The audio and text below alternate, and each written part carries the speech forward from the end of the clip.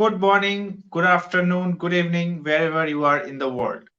This is Krishanu Goswami, your host, and a very warm welcome to Weekends with Amit. Valentine's Day is around the corner, so today's subject is quantum significance of Valentine's Day. Now, I can easily explain to you what is quantum significance, but you won't understand a thing. Not because it is very hard to understand, but because I am bad at explaining. But there are two people with us who are wonderful in this subject. I'm sure once you hear them, you will be enthralled.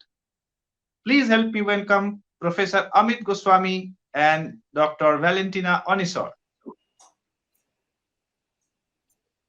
A very, very warm welcome. This is a very special show, and we believe, though it is sometimes difficult initially to connect these two subjects, one quantum science, whenever we hear it, we think about mathematics and equations or very difficult machinery, which is solely heartless, and we think about heart, love, which there is no mathematics involved.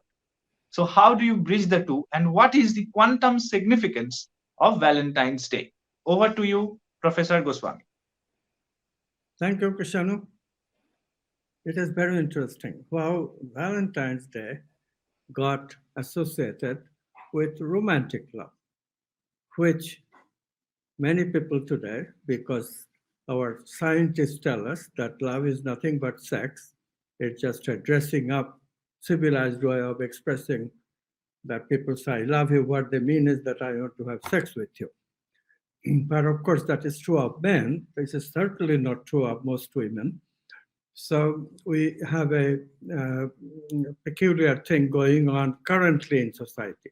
Obviously, it was not always like this, because how did Valentine's Day, again, that question, get associated with love? It's really a universal love day. What we have is like Earth Day, Climate Day, that kind of thing. Justice Day, we have a love day where we celebrate the archetype of love. And that reminding us that it is about the archetype, which is a spiritual concept, is why we find Saint Valentine's name associated even with romantic love. Because even with romantic love, the idea can be certainly deranged into Newtonian love, nothing but that. But that's not the significance of it. Significance of it is that make it into quantum love. What's the difference between Newtonian love? Newtonian love is machine love. Indeed, mechanical stuff like sex. Not that sex is bad because it's mechanical, but it's mechanically built into us. There's nothing that you need to do. This is why we don't even need to learn. We are programmed. And all those things about learning the art of sex, all that is baloney. The reason is that it amounts to things, doing things that are not exactly machine-like. The techniques fade in comparison to what we really need, being sensitive to the other. Being sensitive to the other. And that's a quantum concept. That's a concept where we bring in the idea of quantum non-locality. What is non-locality? The ability of being one with another person.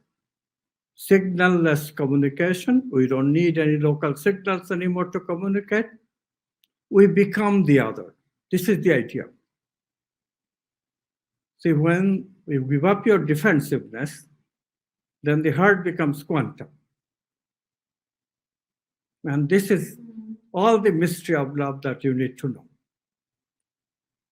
Give up defensiveness, be prepared to be vulnerable to other people, and let the heart open, as the ancient people used to say.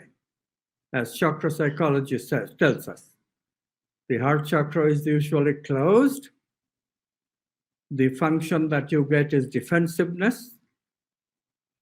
And when the heart is just acting like a pump machine, But when you give up your defensiveness, suspend your immune system, the heart is transformed into quantum coherence. Heartbeats become coherent. It's an amazing phenomenon. The amazing thing is that long before the theory came about, people already have discovered it. People have learned to celebrate it. It was first celebrated in the West, but I'm very happy that now it is celebrated all over the world. Universal. Quantum love. So the question is, how do you do it? How do you bring quantum love into everyday affair? This is where the thing becomes a little bit hard. Non-locality is not sustainable. This is the problem. Non-locality depends on your being correlated with the other. So how do we correlate? We correlate by, obviously, here looks contribute a bit. You like the other's look. You like the other's vibe. We sometimes say that's like the other's vitality. You like the other's way of thinking. That one is always good. So liking is one ingredient. When does the liking become love? When you want a relationship and trust the relationship enough to drop your armor, that defensiveness. You are not me. I'm going to protect myself.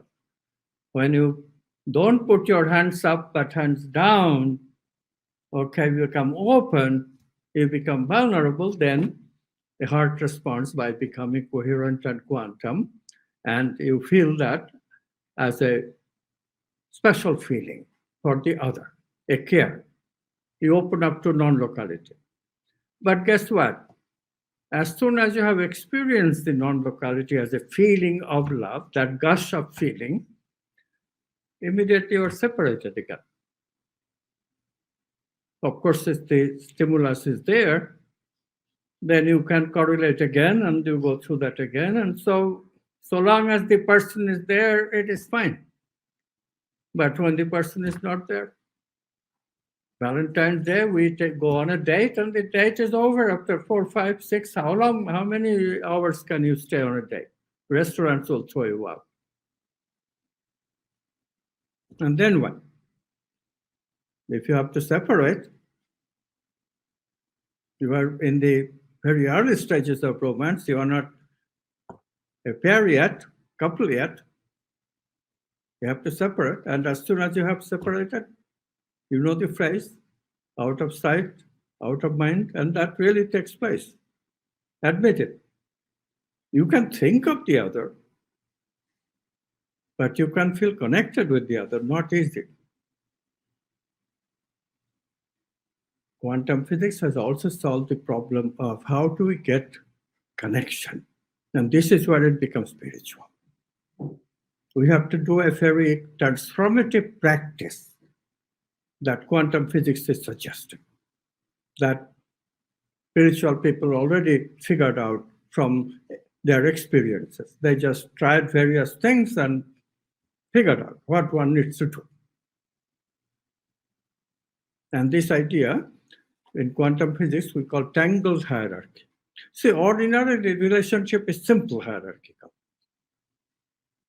Both the members of the couple, you will notice, have a little bit of one-upmanship. Although we are trying to entice the other, charm the other, but we notice that there is always a little bit of, it is for me. That me-centeredness sets up a one-upmanship, a hierarchy. I am the issue, you are for me, very hard to get rid of. That is the nature of the human ego, nature of mind. Mind is hierarchical. Thoughts are hierarchical. The answer that the ancient people figured out is that if you go into the heart and you relate from the heart, relate from feelings, then feelings are not hierarchical. Feelings are not logical. Logic is hierarchical. Feelings are not hierarchical. So then that beautiful thing happens. Loving from the heart. That's how they put it. In quantum physics, we put it as a little more general. If we develop a tangled hierarchy in the relationship, then it does not even matter whether I'm in the heart or whether I'm in my brain or I am in my navel chakra. Some people are in their navel chakra some of the time. That also has a self experience. But quantum physics is saying that so long as you remember that you must not be simple hierarchical, you must not have that me-centeredness. You must give up that me-centeredness deliberately. How do we do that? Well, we care for the other. We respect the other. We treat the other as equal. Circular. That kind of relationship is what we call tangled hierarchical relationship. It's a practice initially. But when the practice is established, you fall into the quantum self, which is always non-local, and that is really the mystery. That is when people can say that we have become, we always, does not require local interaction anymore. I don't need to see you, I don't need to hear you, you don't need to touch me. I don't need to taste you, I don't need to smell you. All I need to do is turn on my tangled hierarchical self. And how do I do that? I do that through practice, practice, practice. We fall into the quantum self through practice. Just as a musician, however talented, however famous he is, he'll always practice before a performance. Just because of that, you will notice all players, good players, fantastic players, they too practice, practice, practice before a game. Why do they do that? They know practice is perfect. Practice is what makes them fall into that flow experience where we are in and out of quantum self. And if we can live that way with a loved one, then that relationship has become a we. The separate selves also have joined together into an integrated we. On Valentine's Day, we say to the other, if you are male, be my Valentina. And now it's my time to say, here's Valentina to tell the rest of the intrigue of Valentine's Day. Well, Valentina, I believe it is a very apt description. And your name, this subject, Professor Goswami speaking, it's an honor to host you. Thank you. Now, what he gave us is a very scientific description, if I may say so, with logic, with why, what to do, how to do, more like uh, what behooves a scientist. But if I ask you as a layperson that the root of all this is love, and if I ask you a simple question, as per you, what is love? What would be your answer? So it's not necessary that we have to make a separation between the scientific explanation, because it's so beautiful that quantum science is putting in practice all these higher archetypes, and love is our all-time favorites. So love is that caring that comes from the experience of no locality, and of course it has always conditioned all our life and transformation. And if there's no love, there's no life. It's just robotic behavior, right? And we speak about love, about the capacity to be in love and to manifest love, to embody eventually love. And love is one, and we also, we didn't speak here, but it's about also being able to be in the heart, to experience what that really is, so mystics, all these beautiful people who talked about these archetypes, and these instant experiences of intuition and love being the favor, they are right, and it's a capacity that we need to use, but we just forget. So it's common all over the world. Men especially, they forget about this capacity to experience love as an archetype. And women, sometimes we remember more, so we can say, because women, it's proven scientifically that we are more intuitive than men, but it's also proven that we don't follow through our intuitions, unfortunately. And yes, as Amit said, so in the quantum way of looking at things, we are the world, and we also need the world and the manifestation, and especially people who embody and manifest in their actions love, right? So it's not about letting go completely the ego, but to use to use it instead to manifest this attribute of oneness, an archetype which is experienced in our being, in who we are. So love also is very much connected to who we really, really are. And in the exploration of this archetype of love, we also talk about the quantum leap, which of course takes you in that place, as Amit mentioned, where you become one with your partner, right? And from that oneness, which is then actualized in this way, comes that intuition that translates into a new insight, that I love you thought, and this new feeling warmth in the heart. And by the way, great stages of healing as well come in this kind of place. So this non-locality is oneness experienced as expansion of consciousness, as the ability to include what was before the other at the heart is perceived. So the heart is the gate towards non-locality and towards expansion. And then, of course, again, manifestation is where transformation takes place. And if some of you, if you remember about the stages of creativity, without this initial state of expansion and inspiration, which is so easily given by love, you cannot go further in the creativity, actually. You don't have the secret of creativity unless you allow yourself to go in this space of inspiration and expansion. And yes, love circuits are made in the brain. And if you're ready, you can transform your ego to a new station of the self that is called the soul. So, and actually you can use very well, and we should use the science to fall in love and to stay in love. Because again, of course, you're wondering if the idea of falling in love is valid, and so the energies can be blocked in the heart for it to open, and those energies have to be unblocked.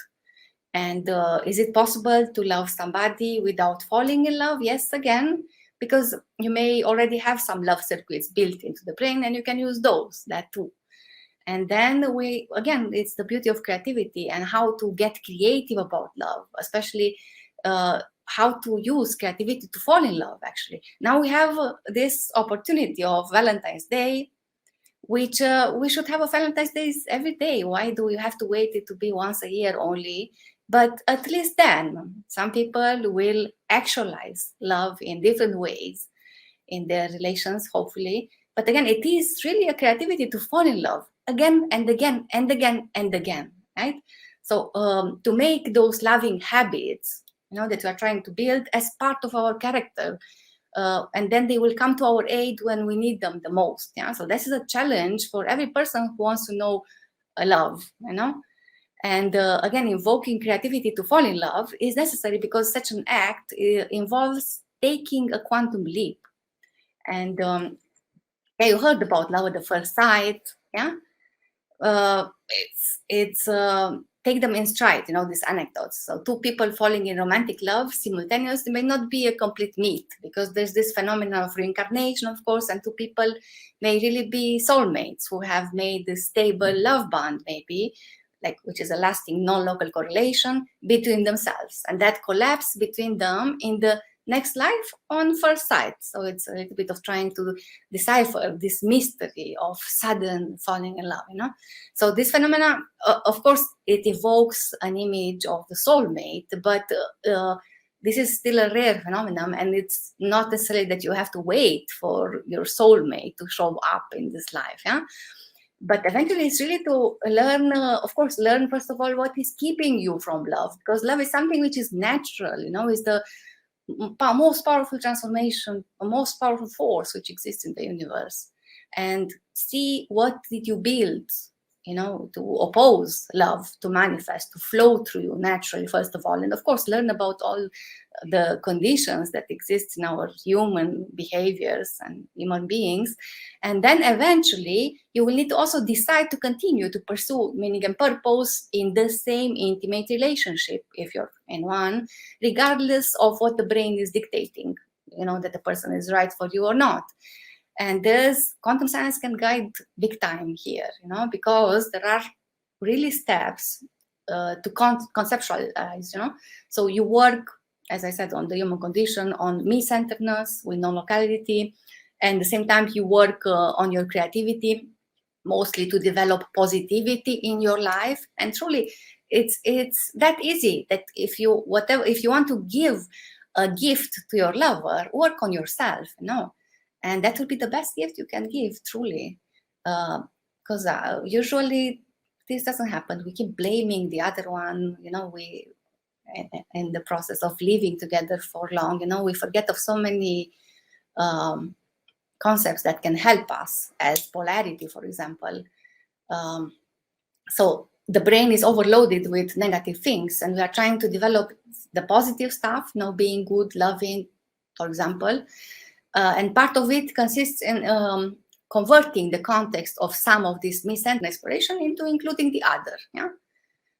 For example, me-centered way of living, abundance, meaning wealth, material wealth. And now in the new context, when you are giving up this exclusive me-centeredness, you don't want abundance just for yourself. You want abundance for your family, for your friends, community, of course, your lover, your country, the whole world.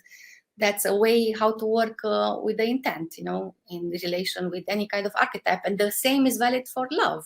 So there are even very simple practices, if you want, we'll do in the end, a very simple exercise of how to start working to really attract, actually, to open in front of this wonderful capacity, which, I don't know what is there if there's no love,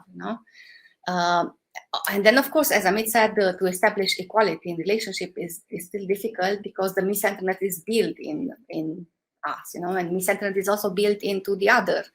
So we need to both work to come out of this me-centeredness and really empower the other, because then when you share the power, you try to empower the other, the dynamic becomes meaningful. And again, it's a lot in quantum science, which the principles, besides non-locality, of course, it's changing, making the quantum leaps and change relationships via the practice of tangle hierarchy. And there are other phases where, again, first of all, is to learn to open towards non-locality, and then quantum leaps. And then eventually use the quantum leaps to explore the higher needs and balance negativity. And then, of course, you work on balancing some of the dichotomies that become barriers into the male-female relationship. Usually that's a relationship. And in the third phase, you can really go for tangled hierarchy in this relationship.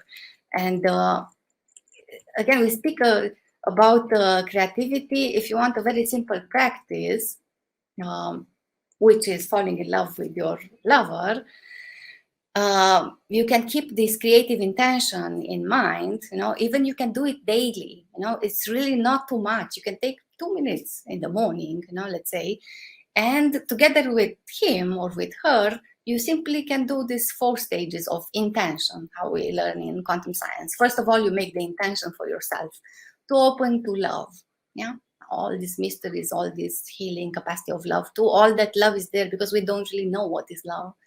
And then the second step would be to let the intention be general, to intend to let it serve the whole humanity. Let your transformation produce one more person who knows how to love. It's even said that your biggest happiness would be the happiness of your lover, right? So it's important to serve humanity. But again, it starts with 2 people. So start with loving one person, and then you can love more, and so on. And then the third step you need to let this intention to be consonant with the movement of consciousness, and that's where you bring meaning and purpose. Yeah. So consciousness, of course, evolves the universe with a purpose. The purpose is to bring more love, more goodness, more truth in the world, and of course, it will appear to be going in that direction, not necessarily immediately. You know, there are ups and downs, but overall, as you know, this is how civilization builds. You know, so we have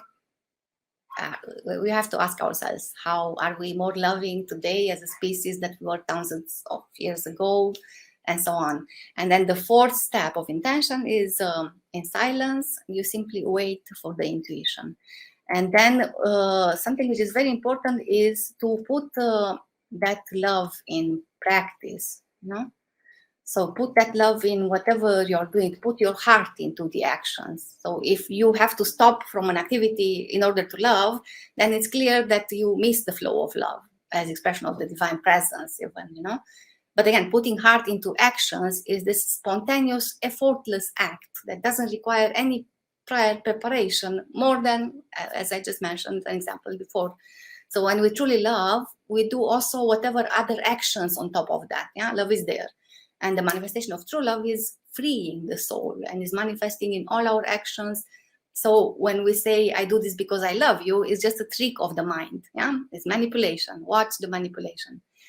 And when we let love manifest in the actions, again, love will find its way into the world. If you're not certain what to do for your beloved, let your love flow into the actions, and you will be amazed by the inspirations and the gifts that will make you happy, him or her happy, and instead of cultivating your ego only, right? Because, and sometimes we transform love in all kind of interaction that is, for example, a constant demand and so on, right? So that's an idea, a suggestion, a wish for us all to learn to put our hearts into action and understand also that love is free. Yeah, so the more, I mean, as long as we don't feel free in our relationships, we just express reflections of love on the walls, you know, of a prison, let's say. Yeah, because love is, again, it's an expression of freedom. And as long as you don't feel that in your relationship, love is not there, it's something else. So as long as you don't feel freedom in your life, as long as you still have fears, you do your action based on fears rather than on love, you know, you do certain things, even if you know that they are not correct, you know, then, or you cannot simply stop doing some mistakes, you know, they all are expressions of a lack of love, you know. So love is also something which measures our freedom for me. And of course, freedom also we misunderstand many times is not about the anarchic tendencies. Love can, of course, hit up all the hearts in the whole universe, and no one will limit the love for the others. It will be just plenty for all. Super. Yes, this last line was very, very pertinent. I liked it so much that there is no end to it. There will be plenty for all, forever. So on this note, I would request Professor Goswami to wrap up this program with some parting remarks. Thank you, Krishanu. That was masterful, Valentina. Let's end with one aspect that I always hear. You know, we mainly talk about love in connection with people with partner. After all, romance is easiest when there is somebody to romance with. But how about all those people, especially in today's culture, are lonely? They have decided not to go through the hassle of love because it is really very hard. Today, men and women live in such a way, in such self-centered way, such me-centered way, and fake personalities. People don't know who they are anymore. Relationship has become very difficult. Especially women get a lot more freedom because they have done all that in their youth. And usually then men get a little antsy and they leave the woman. This happens very often. But men also suffer because if these divorced women decide not to go through the hassle anymore in this marketplace of whatever you call mechanical love or whatever you call it, then men also suffer because they're not going to get a partner if women are unwilling. So both sexes have a lot of lonely people. What about Valentine's Day for them? Let me tell you, quantum science is telling us that Valentine's Day is specially for them. So who do you love? Who do you practice tangle hierarchy with? Figure that one out. This is where St. Valentine is very appropriate, even more so. Of course, with yourself. In the olden days, we used to say, well, love God. That language is still used by spiritual practitioners. Carmelite nun try to love Jesus. Monks love God, called Bhakti Yoga in Sanskrit in India. How do you do Bhakti Yoga with yourself? Very interesting. Very interesting indeed.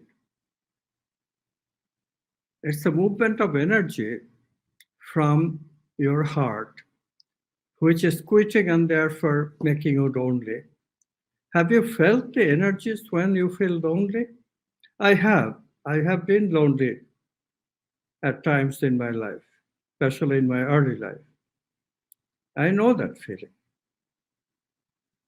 It's a feeling where the energy of the heart goes way all the way down, down, down. Initially, when it goes out, you just feel enervated in the heart. You feel, like jealousy is an energy in which energy of the heart is going out because your partner is paying attention to somebody else. So that's a mild reaction. Then it goes to the navel chakra as well. So you have lost your feeling of self-worth. Then it goes to the root chakra, goes out of the body. You have lost your sense of security. And that's the depth of loneliness. It's a very difficult energy to handle. So what do? You have to hold the energy at the navel chakra when the heart chakra energy is leaving.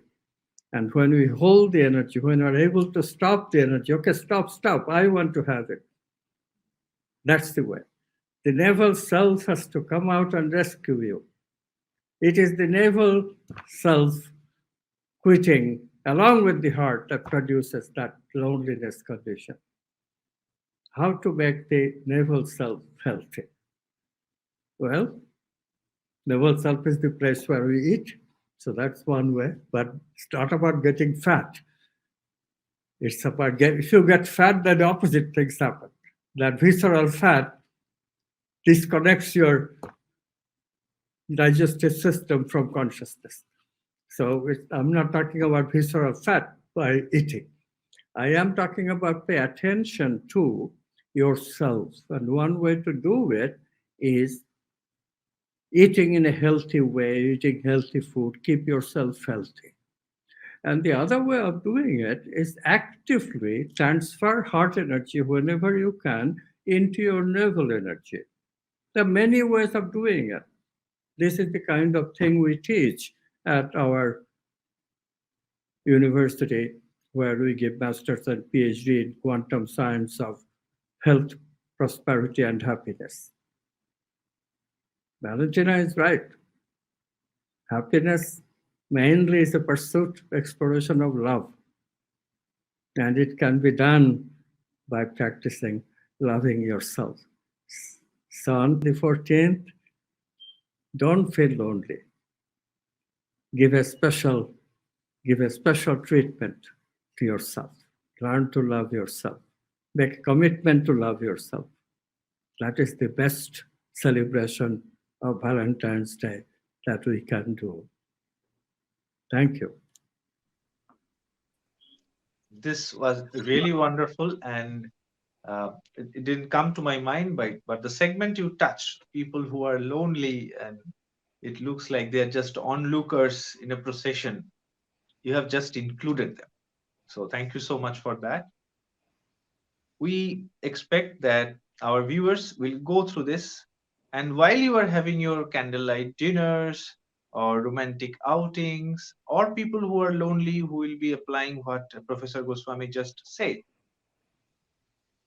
this is a place, quantum Center for Quantum Activism is a place which will always come up with the right and relevant sort of information, scientific information about all things under the sun that interests you. Please keep watching. You may also visit www.amitgoswami.org for more information on what we are up to. If you have something to tell us, we'll be eagerly awaiting your emails on info@amitgoswami.org. Wishing you a great Valentine's Day once again. Thank you so much.